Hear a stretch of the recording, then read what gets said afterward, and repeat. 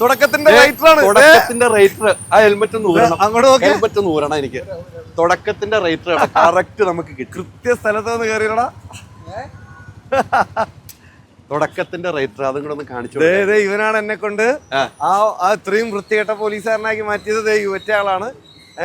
ഇവൻ എഴുതി, Jude sir അതിനെ വേറെ ലെവലിലോട്ട് കൊണ്ടുപോയി. എനിക്ക് ഈ കിട്ടുന്ന അമ്മമാരെന്ന് ചേച്ചിമാരെന്ന് കിട്ടുന്ന ചീത്ത വിളിയുടെ ഒരു 75% അവർക്ക് കൊടുക്കണം.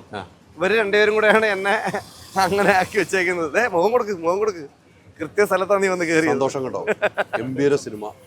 നിങ്ങൾ രണ്ടുപേരും കൂടി എഴുതിയ റേറ്റിംഗിൽ ഒരാളും കൂടെ ഉണ്ടായിരുന്നു അല്ലേ? ഞാൻ അന്ന് നിങ്ങൾ പ്രസംഗം കയറുമ്പോൾ നിങ്ങളൊന്ന് വിറക്കിൽ മാത്രമേ ഞാൻ കണ്ടുള്ളൂ. പക്ഷെ ഇവിടെ വന്നു കഴിഞ്ഞപ്പോൾ വിറയലില്ല. പക്ഷെ സിനിമയുടെ വിജയത്തിന്റെ സന്തോഷം. ഞാൻ ഇവിടെ വന്ന് ഇന്റർവ്യൂ എടുക്കാനുള്ള കാരണം എന്ന് പറയുന്നത് ഇത് ഇവിടെ ഒത്തിരി ഡ്യൂട്ടിക്ക് ചെയ്യുന്നുണ്ട്. അപ്പോൾ അതിന്റെ ഒരു ഒറിജിനാലിറ്റിക്ക് വേണ്ടി ഞാൻ ഇവിടെ വന്നു. അങ്ങനെയല്ല ചെയ്യേണ്ടത്. എന്താ ഡ്യൂട്ടി കഴിഞ്ഞ് തരാ? ഞങ്ങൾ പോലെ ഞങ്ങളൊന്ന് ഇന്റർവ്യൂ എടുത്ത് തീർക്കട്ടെ. നീ ഇടയ്ക്ക് വന്ന് കയറണം, ജോയിൻ ചെയ്യണം. അതന്നെ വിളിക്കും. അതെ, അവിടെ ഞങ്ങൾ അങ്ങോട്ട് വരും. അപ്പുറത്ത് വെച്ചിട്ട് നമുക്ക് ഇവിടെ ചായക്കടകളൊക്കെ ഉള്ള ഈ പറഞ്ഞതുപോലെ ഈ മതിലുകൾക്കും ഇതിനും ഒത്തിരി കഥകളില്ലേ? ഇഷ്ടം പോലെ. നിങ്ങൾ ഇവിടെ വന്ന് നിൽക്കുന്നത് ഇങ്ങനെയാണോ? എങ്ങനെ നിൽക്കുന്നത്? മിക്കവാറും നമ്മള് ഈ ഷീൽഡും ഹെൽമെറ്റും എല്ലാം ഉണ്ടാവും. അതൊക്കെ ഈ സൈഡിലേക്ക് ഒതുക്കി വെച്ചിട്ട് ഇതാണ്. വേറെ പ്രശ്നങ്ങളൊന്നും ഇല്ലെങ്കിൽ ഇങ്ങനെയൊക്കെ നിന്ന് ഇങ്ങനെ ചുറ്റും വീക്ഷിച്ച് ഇടയ്ക്കിടയ്ക്ക് ട്രാഫിക് ഡ്യൂട്ടിയൊക്കെ ചെയ്ത് ഇറങ്ങി എന്തെങ്കിലും ഇഷ്യൂ ഉണ്ടെങ്കിൽ പെട്ടെന്ന് അങ്ങ് ഇറങ്ങും. പെട്ടെന്ന് തന്നെ ഹെൽമെറ്റ് ഒക്കെ എടുത്തു വെച്ചു. ഇതെല്ലാം ശടപടയാണ്. നമുക്ക് ഒരു 1-2 മൂവ്മെന്റിൽ നമുക്ക് നടക്കണം. അതാണല്ലോ പോലീസുകാരെന്ന് പറഞ്ഞാൽ. അതാണല്ലോ പെട്ടെന്ന് നമ്മൾ ഇറങ്ങി ചെല്ലുക എന്നുള്ളതാണ്. ഒരു സിറ്റുവേഷനിലേക്ക് ഭയങ്കര സ്പീഡിലെത്തി അവിടെ ക്ലിയർ ചെയ്യുക എന്നുള്ളതാണ് പോലീസുകാരൻ്റെ ജോലി ഇവിടെയൊക്കെ. അപ്പം അങ്ങനെയുള്ള ഒത്തിരി ഇത് സമരം പല വിധത്തിലാണ്. വളരെ ശാന്തമായ സമരങ്ങളുണ്ട്, വളരെ കലുഷിതമായ പ്രശ്നങ്ങളുമുള്ള സമരങ്ങളുമുണ്ട്. അത് പല പല കാരണങ്ങളുമാണ്. അപ്പം ഇതിനെല്ലാത്തിനും ഞാനിവിടെ ഒത്തിരി ജോലി ചെയ്തിട്ടുണ്ട്. അങ്ങനെ ഇവിടെ കാര്യമൊക്കെ പറയുമ്പോൾ പുറകിലിരിക്കുന്നു. അതെ. ഇതാണ് ഇവര് ഈ പറഞ്ഞ ഇത് അകത്തെ ഡ്യൂട്ടിയുടെ ഭാഗമായിട്ട്. അകത്തെ ഡ്യൂട്ടിക്കുള്ള അല്ലേ? ഇവിടെ ഈ ഭാഗത്ത് കുറച്ച് ഈ കസേരയൊക്കെ കിടക്കുന്നത് ഇവിടെയൊക്കെ ഉള്ള പോലീസുകാരുടെ ജോലി ചെയ്യുന്നവരുടെയാണ്. ഇവര് വെച്ചിട്ട് വരും നാളെ വരുമ്പോ? ഇല്ല, അവർ ഡ്യൂട്ടിയുടെ ഭാഗത്താണ് ഇവിടെ ഉണ്ട്. അവരിങ്ങനെ മറ്റേ ഫ്ലൈങ് ഡ്യൂട്ടി ആയിരിക്കും, അങ്ങോട്ടും നടക്കും ഫുള്ള്. പക്ഷേ ജിബിന്റെ ജീവിതത്തിൽ ഒരു സിനിമ നടനാകണമെന്ന് ആഗ്രഹം ഉണ്ടായിരുന്നു? അത് മാത്രമേ ഞാൻ ആഗ്രഹിച്ചിട്ടുള്ളൂ. എന്റെ ജീവിതത്തില് ഞാൻ വേറൊരു സാധനം ഞാൻ ആഗ്രഹിച്ചിട്ടില്ല ലൈഫില്. സിനിമ മാത്രം, സിനിമ നടനെന്നതിനപ്പുറത്തേക്ക് സിനിമയായിരിക്കണം എന്റെ ജീവിതം എന്ന് മാത്രമേ ഞാൻ ചിന്തിച്ചിട്ടുള്ളൂ. കാര്യം ഈ പറയുന്ന പോലെ എനിക്ക് ഒരു സിനിമയിൽ ഒരു മനുഷ്യൻ ബന്ധമില്ല. എങ്ങനെ ഞാനൊരു സിനിമയിൽ അഭിനയിക്കും എന്ന് എനിക്ക് അറിയില്ല. ഇതെവിടെ തുടങ്ങണമെന്നറിയില്ല. എങ്ങനെ അഭിനയിച്ചാലാണ് സിനിമയിലേക്ക് അവസരം കിട്ടുക എന്നറിയില്ല. ഒരു മുട്ടാനൊരു വാതിൽ എനിക്കില്ല. ഞാനപ്പോൾ ആകെ കണ്ടിട്ടുള്ളത് ജൂനിയർ ആർട്ടിസ്റ്റായിട്ട് പോകുക എന്നുള്ളത് മാത്രമേ ഉള്ളൂ. ഞാൻ പഠിച്ചത് ലാലേട്ടൻ്റെ ഇവിടെ അടുത്താണ്. ഇവിടുത്തെ 3 കിലോമീറ്റർ മാറിയാൽ MG കോളേജായി. അവിടെയാണ് ഞാനും പഠിച്ചത്. ആ സമയത്ത് ഈ പറഞ്ഞ പോലെ ഞാൻ ഒത്തിരി ഇൻട്രസ്റ്റിൽ പറഞ്ഞിട്ടുള്ളതാണ്, ഈ ജൂനിയർ ആക്ടേഴ്സിനെ വേണ്ടി വരും ഇവിടെ കിടക്കുന്ന ഷൂട്ടിനൊക്കെ ആയിട്ട്. അപ്പം അങ്ങനെ പോയി ഇവിടെ ഞാൻ ജൂനിയർ ആക്ടറായിട്ട് നിന്നിട്ടുണ്ട്. ഇവിടെ കാലത്ത് നാരായണൻകുട്ടി എന്ന് പറയുന്ന പടത്തില് ബോബിക്കുട്ടരൊക്കെ ചേട്ടനാണെന്ന് തോന്നുന്നു ഇവിടെ ഇരിപ്പുണ്ടായിരുന്നു. ജയറാമേട്ടൻ വന്ന് എനിക്ക് തോന്നുന്നു സമരപ്പന്തൽ വന്നിരുന്നുള്ള ഒരു സീനുണ്ട്. അത് ശ്രദ്ധിച്ചു നോക്കിയാൽ മതി. അതിന്റെ കൂട്ടത്തിൽ ഞാനുണ്ട്. പക്ഷേ എൻ്റെ മുഖം ഇങ്ങനെ ഒരു കൂട്ടത്തിൽ അങ്ങ് പോകുന്നതേ ഉള്ളൂ. പോസ് ചെയ്താൽ പോലും കാണാൻ ബുദ്ധിമുട്ടാണ്. പക്ഷെ ഞാൻ ഇവിടെയും ഞാൻ ഇതേ സ്ഥലത്ത് ഞാൻ അങ്ങനെ ഷൂട്ടും ചെയ്തിട്ടുണ്ട്. എനിക്ക് അങ്ങനെ കിട്ടിയിട്ടുണ്ട് ഭാഗ്യം. വക്കാലത്ത് നാരായണൻകുട്ടി എന്ന് പറഞ്ഞ പടത്തിൽ ഞാൻ 50ഓളം പടങ്ങൾ ഞാൻ അങ്ങനെ അങ്ങറ്റങ്ങറ്റായിട്ട് ചെയ്തിട്ടുണ്ട്. ഹിറ്റായത് ഏത് സിനിമയാണ്? ആദ്യത്തെ ഹിറ്റ് അടിച്ചിട്ട് ആളുകൾ ശരിക്കും തിരിച്ചറിയുന്ന സിനിമ? ഹിറ്റായത് ആൾക്കാർ തിരിച്ചറിഞ്ഞു തുടങ്ങിയ പടം എനിക്ക് തോന്നുന്നു 2018 എന്ന് പറയുന്ന സിനിമയിലാണ്. അതിന് എൻ്റെ ആശാൻ ജൂഡ് ആന്റണി ആശാൻ തന്നെയാണ് അതിൽ എന്നെ വെച്ചത്. അതിനു മുന്നേ എന്നെ തിരിച്ചറിയത്തക്ക രീതിയിൽ വലിയ സംഭവങ്ങളൊന്നുമില്ലായിരുന്നു. മിന്നൽ മുരളി OTT-ൽ വൻ ഹിറ്റായി. അതും അപ്പോഴേ തന്നെ എന്നെ അറിയാവുന്ന പോലീസുകാരൊക്കെ, ഞാനതിൽ പോലീസുകാരൊക്കെ എല്ലാം ചെയ്തത്.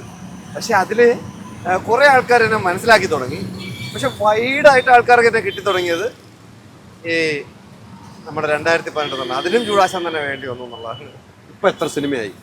ഇപ്പം എല്ലാം എബോവ് 70 സിനിമയ്ക്ക് പുറത്തായി ക്യാരക്ടേഴ്സ് ചെയ്തിട്ട്. എത്ര പെട്ടെന്നല്ലേ ഒരു വളർച്ച? അങ്ങനെ പറയാൻ പറ്റില്ല. എൻ്റെ വളർച്ച എന്ന് പറഞ്ഞാൽ ഞാൻ പറയുന്നത് എൻ്റെ ഫസ്റ്റ് ഓഡിഷൻ ടു ഹിയർ. അതാണ് ഞാൻ എപ്പോഴും പറയുന്നത്. അപ്പോൾ അതങ്ങനെ നോക്കണമെങ്കിൽ 35 കൊല്ലമായി. 8ാമത്തെ വയസ്സിൽ തുടങ്ങി. അങ്ങനെ നോക്കണമെങ്കിൽ 35 കൊല്ലത്തിന്റെ ഓട്ടമാണ് ഞാനും ഹൈദരക്കയും ഇങ്ങനെ നിൽക്കാനുള്ള ഒരു റീസൺ. ഓരോ സിനിമ കഴിയുമ്പോൾ വൈഫൊക്കെ എന്ത് പറയാറുണ്ട്? നല്ല സപ്പോർട്ടാണ്. കാര്യം എൻ്റെ വൈഫ് എൻ്റെ ഒക്കെ ഫ്രണ്ടാട്ടോ, മാധ്യമ പ്രവർത്തകയാണ്.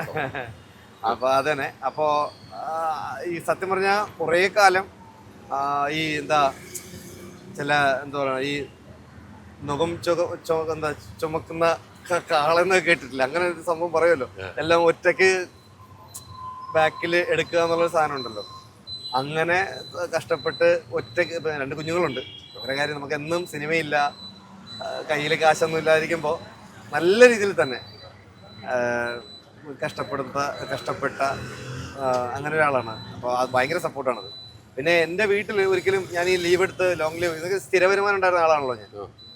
അപ്പോൾ അത് കളഞ്ഞിട്ട് ഞാൻ ഇതിലേക്ക് വന്നപ്പോഴത്തേക്കും എൻ്റെ വീട്ടുകാരൊരിക്കലും, ഞാൻ ലീവ് എടുത്ത ഒരു മാസം കഴിഞ്ഞാണ് എല്ലാവരും അറിയുന്നതാണ്. ഞാൻ ഇടയ്ക്കിടയ്ക്ക് മെഡിക്കൽ ലീവ് എടുക്കണോണ്ട് അവരൊക്കെ വിചാരിച്ചു ഞാൻ അങ്ങനെ എടുത്ത് വെച്ചാണ്. പക്ഷെ ഞാൻ ജോലിക്കേ പോകുന്നില്ല എന്നുള്ളത്, ഇതെന്താ തിരിച്ചു കയറാത്തതെന്നുള്ള ചോദ്യം വന്നപ്പോഴാണ് ഞാൻ പറഞ്ഞാൽ ലോങ് ലീവിലാണെന്ന് പറയുന്നതായിരുന്നു. അപ്പം അങ്ങനെ ആരും ഒന്നും പറഞ്ഞില്ല.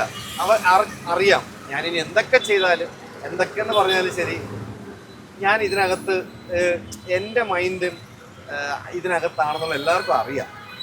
അപ്പോൾ എൻ്റെ വീട്ടിൽ എൻ്റെ അച്ഛനോ അമ്മയോ ഒന്നും പറഞ്ഞിട്ടില്ല, ഈ പറഞ്ഞ വൈഫ് പറഞ്ഞിട്ടില്ല. ഞാൻ ബേസിക്കലി ഇവരുടെ കാര്യങ്ങളാണ് ആദ്യം, ഇവരോട് മാത്രം എന്തെങ്കിലും പറഞ്ഞിട്ടെങ്കിൽ ഇവരെ അനുവാദം മാത്രമേ ഞാൻ ചോദിച്ചാൽ മതിയല്ലോ. ഇവരാരും ഒന്നും പറഞ്ഞില്ല. പക്ഷെ ലീവ് എടുത്താൽ ഞാൻ ഇവരോടൊന്നും ഞാൻ അനുവാദം ചോദിച്ചില്ല. അതെൻ്റെ ഒരു കോൺഫിഡൻസ് ആയിരുന്നു. ഒരു കടല മേടിച്ചിരുന്നാലോ ഇതേതോ ഇങ്ങനെ നിങ്ങൾ ഇവിടെ ഡ്യൂട്ടിക്ക് ഇപ്പോൾ കടല മേടിക്കാറില്ലേ? പിന്നെ ഉറപ്പായിട്ടും ഇതിലിവിടെ ഒരു ചേഞ്ച് ആയിട്ട് ക്യാഷ് കയ്യിലില്ലേ? ഗൂഗിൾ പേയാ? ഗൂഗിൾ പേനാ? ദോ തീൻ ഏതോ ഇവിടെ നിൽക്കുമ്പോൾ നിങ്ങൾ കടല പോകുമ്പോൾ ഇങ്ങനെ മേടിക്കാറില്ലേ? പിന്നെ ആ ഓർമ്മയിലേക്ക് കൊണ്ട് എല്ലാ വണ്ടിയും ഇവിടെ ബ്ലോക്ക് ചെയ്താലേ എല്ലാ വണ്ടിയും ബ്ലോക്ക് ചെയ്താലും ഇവരൊക്കെ ഉണ്ടാവും. കാര്യം സമരക്കാർക്ക് ഇതൊക്കെ വേണേ. അപ്പൊ ഇവിടെ ഇങ്ങനെ നിന്ന് ഒത്തിരി അല്ലേ ഇതുപോലെ ഡ്യൂട്ടി സമയത്ത് കഴിച്ച് അതൊക്കെ നല്ല കുറേ ഒത്തിരി തവണയൊക്കെ സംഭവിച്ചിട്ടുള്ള കാര്യങ്ങളാണ് അതൊക്കെ. ഈ രാത്രി ഡ്യൂട്ടി എത്ര മണി വരെ ഉണ്ടാവും? വെളുക്കുന്നവരെ പോയി. നമ്മള് 2 ടേണായിട്ട്, ഡേ ടേണും നൈറ്റ് ടേണും ഉണ്ട്. മാറി ചെയ്യും. നൈറ്റ് ടേൺ ചെയ്ത് കഴിഞ്ഞാൽ പിന്നെ 24 hour ഡ്യൂട്ടി പോകണ്ട, അതിനുശേഷം മതി. ഈ പടം ഓരോ പടങ്ങൾ കണ്ടു കഴിയുമ്പോൾ വൈഫൊക്കെ ഈ പടം കാണുമല്ലോ, അങ്ങനത്തെ അഭിപ്രായങ്ങൾ പറയില്ല, അഭിനയത്തിനെ കുറിച്ച് അഭിപ്രായങ്ങൾ പറയില്ലേ? പറയാം. അങ്ങനെ ഏറ്റവും ഇഷ്ടപ്പെട്ട പടം വൈഫിന് ഏതായിരുന്നു അഭിനയിച്ചത്? അങ്ങനെ ഇഷ്ടം എന്ന് പറയാറില്ല, ചെയ്താൽ നല്ലതാണെങ്കിൽ നല്ലതെന്ന് പറയും. നമ്മളെ DSD ഭയങ്കര അഭിപ്രായം പറഞ്ഞു. അതിന്റെ ക്യാരക്ടറും ഇതിന്റെ ക്യാരക്ടറും രണ്ടും ഭയങ്കര വ്യത്യാസമില്ല. അതാണ് തീർച്ചയായിട്ടും. ഇത് കണ്ടിട്ടും പറഞ്ഞു നന്നായിട്ട് ചെയ്തിട്ടുണ്ട് എന്ന് പറഞ്ഞു. നമുക്കൊരു ഭയങ്കരമായിട്ട് വെറുപ്പ് തോന്നുന്നുണ്ട് ക്യാരക്ടറിനോട് എന്ന് പറഞ്ഞിട്ടുണ്ടായിരുന്നു. അത് നന്നായിട്ട് നല്ലൊരു ക്രിട്ടിക്കാണ് അവര്.